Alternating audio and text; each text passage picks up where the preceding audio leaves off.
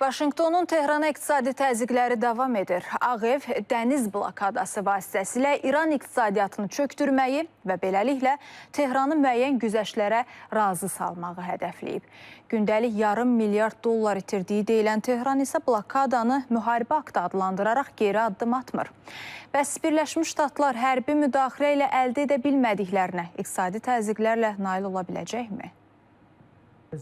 Tam atəşkəs yalnız o halda məna kəsb edir ki, razılaşma dəniz blokadası ilə pozulmasın. Bunu İran parlamentinin sədri Məhəmməd Baqir Qalibov sosial şəbəkə hesabında yazıb. Atəşkəsin kobud şəkildə pozulması ilə Hörmüz boğazının açılması qeyri-mümkündür. Onlar hərbi müdaxilə ilə öz məqsədlərinə çatmadılar deyə Qalibov əlavə edib. Birləşmiş Ştatlar Mərkəzi Komandanlığının isə açıqlamasına görə blokada başlayandan etibarən 31 gəmi ABŞ qüvvələrinin göstərişlərinə əməl edərək İran limanlarına qayıdıb. Eyni zamanda Hind okeanında İran neftini daşıyan tanker ələ keçirilib. Vaşinqton Tehrana iqtisadi təzyiqləri davam etdirəcəyini bildirir.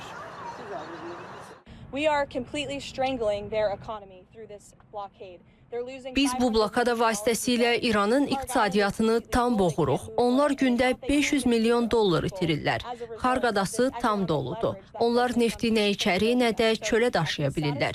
Hətta bu iqtisadi təzyiq səbəbindən öz vətəndaşlarına maaş ödəyə bilmirlər.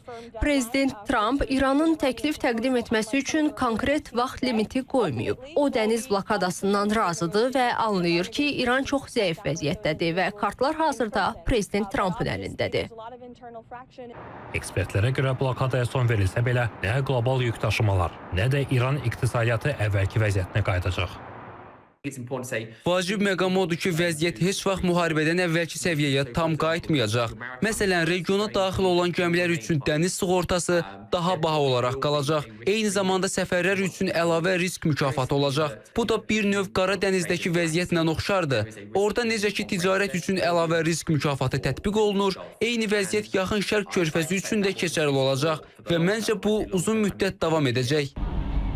İqtisadiyyatın 80% qədəri birbaşa və dolayı yoldan neft və qazdan asılı olan İran enerji məhsullarının təxminən 90%-ni Hörmüz boğazı vasitəsilə ixrac edir. Qeyri-neft sahəsi üzrə ixracda isə bu rəqəm 25%-dən yüksəkdir. Ölkənin ixracında metallurgiya, qida, tekstil və digər məhsullar da mühüm paya sahibdir. İranın dövlət büdcəsi isə müxtəlif mənbələrdə 50 milyarddan 150 milyard ABŞ dollarına qədər olduğu açıqlanır. Lakin ölkə iqtisadi sanksiyalar altında olduğuna görə İran iqtisadiyyatı ilə bağlı dəqiq rəqəmlər açıqlanmır. Buna əsas səbəb kimi sanksiyalardan irəli gələn kölgə iqtisadiyyatının genişlənməsidir. Ekspertlərə görə ABŞ iqtisadi təzyiqlərlə İranda daxili etirazlara nail olmaq istəyir.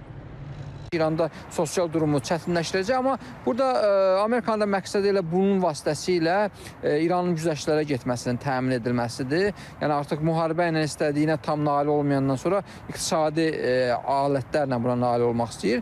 Amma eyni zamanda da bunun təkcə İrana yox, bütün qlobal iqtisadiyyata da təsiri olacaq. Ekspertlər blokadanın ABŞ iqtisadiyyatına da mənfi təsir göstərəcəyini bildirirlər. Artıq benzinin bir qalonunun qiyməti $5 yaxınlaşır. Bu da aralıq seçkiləri ərəfəsində olan Birləşmiş Ştatlarda əhalinin etirazına, o cümlədən Trump administrasiyasına təzyiqlərin artmasına səbəb olur.